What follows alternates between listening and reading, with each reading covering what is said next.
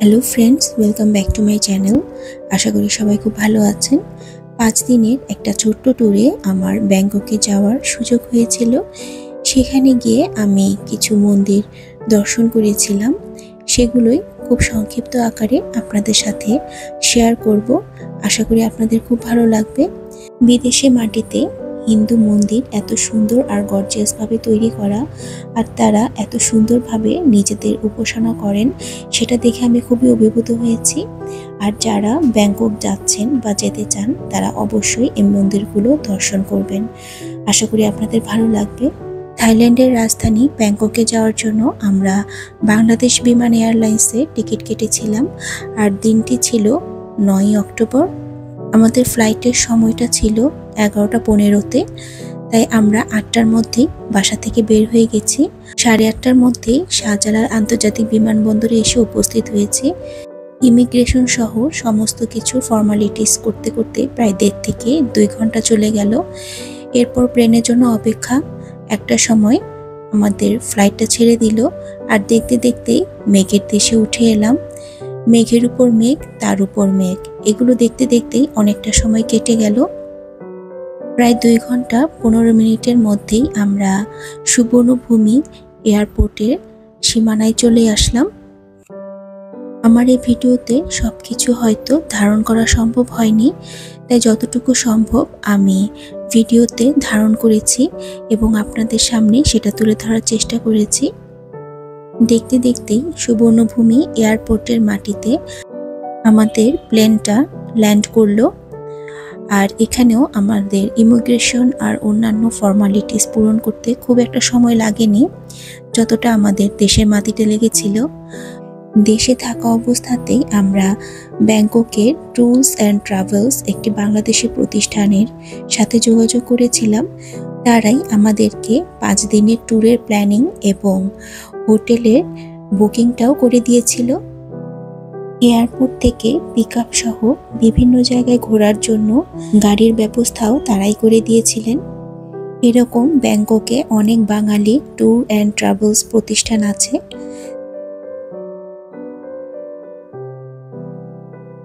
সুবর্ণভূমি এয়ারপোর্টটা অনেক বড় আর খুবই অত্যাধুনিক। এয়ারপোর্টের বিভিন্ন জায়গায় এ দেশের সংস্কৃতি, ধর্মীয়, কৃষ্টি কালচারের বিভিন্ন ধরনের ছবি লাগানো থাকে। এছাড়া বিভিন্ন ধরনের বৌদ্ধ মূর্তি এবং ধর্মীয় বিভিন্ন ধরনের দেবদেবীদের মূর্তিও এখানে দেখেছি।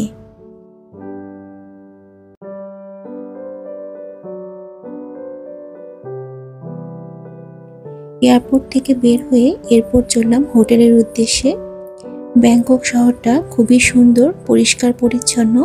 আর সব থেকে অবাক লাগলো, এখানে কখনো গাড়িতে হর্ন বাজানো হয় না। হোটেলে যেতে যেতেই প্রায় সন্ধ্যা হয়ে আসলো। আমাদের হোটেলটি শহরের সুকুম্ভিত এরিয়াতে ছিল। সাধারণত বেশিরভাগ বাঙালিরা এই এরিয়াতেই এসে থাকেন। এটা আমাদের হোটেলের ওয়েটিং লবিটা। সেদিন আর কোথাও যাওয়া হয়নি। সন্ধ্যের দিকটায় আশেপাশে কিছু জায়গা আমরা এমনি হেঁটে ঘুরে দেখেছি। এটা হচ্ছে তার পরের দিনের সকাল। আমাদের ব্যালকনি থেকে বাইরের লুকটা এরকম ছিল। ট্রাভেল এজেন্সির ভাইয়াটা বলল, শহরের আশেপাশে কয়েকটা মন্দির আছে, আপনারা অল্প সময়ে সেগুলো দর্শন করে দেখতে পারেন। আপনাদের সেগুলো দেখলে খুব ভালো লাগবে। তো সেটা শোনার পর আমরা সকালে ব্রেকফাস্ট করার পর বের হয়ে গেলাম মন্দিরের উদ্দেশ্যে। শহরের বাইরেও কিছু মন্দির আছে, কিন্তু সেগুলো যেতে অনেকটা সময় লাগবে। তাই আমরা ভাবলাম কাছাকাছি যে কটা মন্দির আছে সেগুলোই আগে দেখে নিই। যেহেতু মন্দিরগুলো সকালের দিক থেকে খোলা থাকে, তাই 10টার মধ্যে আমরা বের হয়ে গেলাম।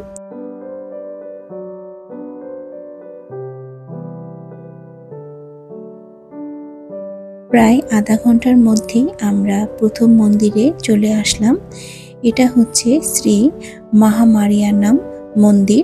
এটা মূলত সাউথ ইন্ডিয়ান আদলে করা। ভেতরে ভগবানের যে বিগ্রহটি রয়েছে সেগুলো সাউথ ইন্ডিয়ান আদলে করা। আর এখানে ঢোকার জন্য অবশ্যই সবাইকে মাস্ক পরে যেতে হবে। ভেতরে ভিডিও করা অ্যালাউ ছিল না, তাই বাইরে থেকে যতটুকু সম্ভব আমি ভিডিও করেছি। এখানে অনেক থাই হিন্দু ধর্মাবলম্বী মানুষদেরকে দেখলাম, তারা তাদের উপাসনা এত সুন্দরভাবে করলো, দেখে খুবই ভালো লাগলো। এটা মূলত বিষ্ণু মন্দির, এছাড়াও অন্যান্য দেবদেবীর মূর্তিও এখানে রয়েছে। সবাই খুব শান্তশিষ্ট ও ধৈর্য সহকারে নিজেদের উপাসনা করছেন। এরপর চলে গেলাম অন্য একটি মন্দিরে, সেটি হচ্ছে বিষ্ণু টেম্পল। এখানে আসতে আমাদের লেগেছে প্রায় 20 মিনিটের মতো। এই মন্দিরটাও দেখতে খুবই সুন্দর আর পরিপাটিভাবে সাজানো। মন্দিরের সামনের দিকটা অনেকটা খোলা, আর এখানে গাড়ির পার্কিং এর ব্যবস্থাও আছে। এখান থেকে একটু সামনে গেলেই মূল মন্দিরের যে সিঁড়ি রয়েছে, সেই সিঁড়ির পাশেই রয়েছে ভগবান শিব আর মাতা পার্বতীর একটি মন্দির। সেখান থেকে দর্শন করে আমরা সিঁড়ি বেয়ে উপরে উঠে গেলাম মূল মন্দিরে।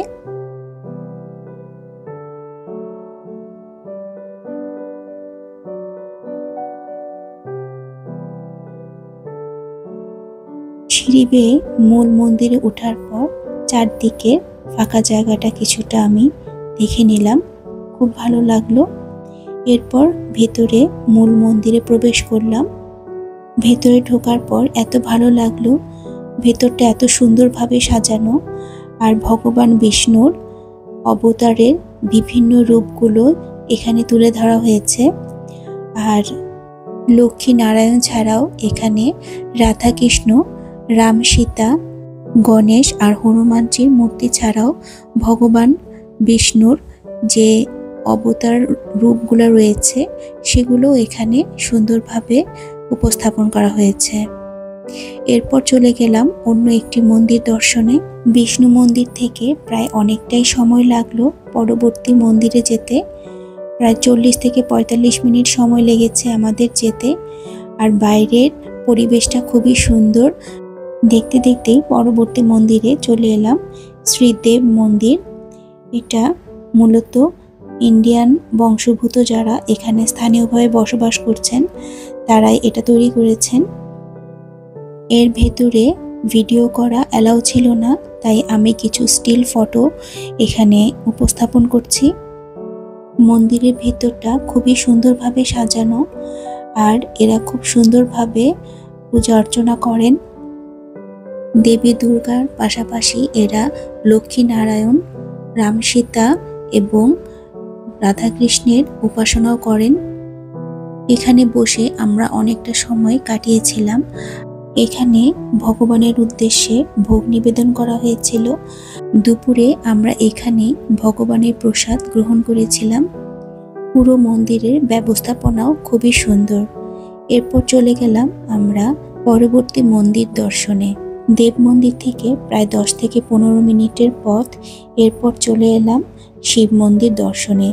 প্রথমে আমরা একটু অবাক হয়েছিলাম, এটা একটা শপিং কমপ্লেক্সের একদম টপ ফ্লোরে শিব মন্দির। যখন টপ ফ্লোরে উঠলাম তখন দেখলাম অনেক বড় এরিয়া, আর ভেতরে যে শিব মন্দির রয়েছে সেটা অনেক বড় একটা ভগবান শিবের মূর্তি। আমি এই মূর্তিটা দেখে খুবই বিস্মিত হয়েছি আর খুব ভালো লাগলো। এখানকার থাই হিন্দু ধর্মাবলম্বীরা এত সুন্দরভাবে ভগবান শিবের উপাসনা করছেন। ব্যাংকক শহরের আশেপাশে যে কটা মন্দির আছে সেগুলোই আমরা প্রথম দিন এভাবে দর্শন করেছি।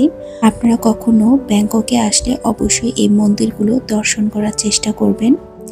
আশা করি এই ভিডিওটি আপনাদের ভালো লেগেছে, আর ভালো লাগলে অবশ্যই আমার চ্যানেলটিকে সাবস্ক্রাইব করে পাশে থাকবেন, আর পাশে থাকা বেল বাটনটিকে অবশ্যই প্রেস করে দিবেন।